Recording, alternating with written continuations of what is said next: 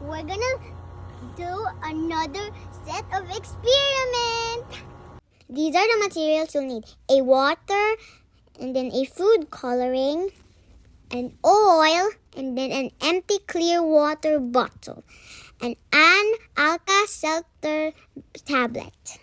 First, pour water into the bottle until it's about 1/4 full. Next, carefully pour in the cooking oil until the bottle is almost full. Make sure you have more oil than water because that's what helps create the amazing lava lamp effect. Now, add a few drops of red food coloring. Watch as the food coloring sinks through the oil and mixes with the water. Next, drop in one Alka-Seltzer tablet and observe what happens. For our first test, we left the bottle open without the cap. Look at those colorful bubbles floating up and down like a lava lamp. Now, let's try something different. We place the cap on the bottle after adding the tablet. Can you see the difference in the reaction? When the bottle is open, the carbon dioxide gas made by the Alka-Seltzer can easily escape into the air.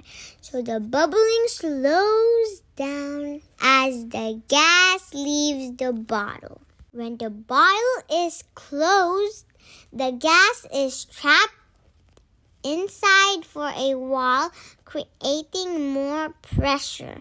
This can make the bubbles move around differently and sometimes make the reaction look more active. That's why scientists like to compare different conditions during an experiment. So why is this happening?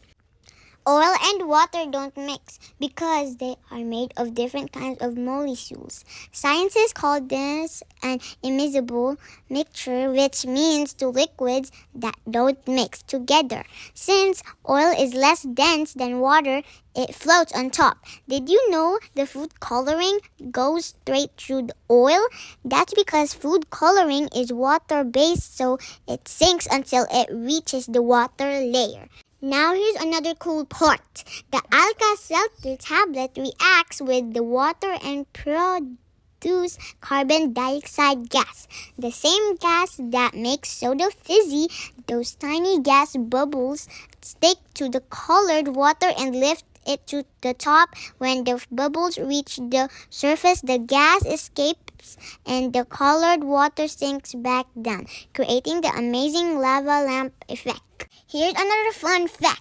Oil and water don't mix in nature either. That's why oil spills float on top of lakes and oceans, making them difficult to clean up. Science is all about asking questions, testing ideas, and comparing results. Thanks for joining me on another fun science adventure. This is Esther's Nature News. See you next time. Bye!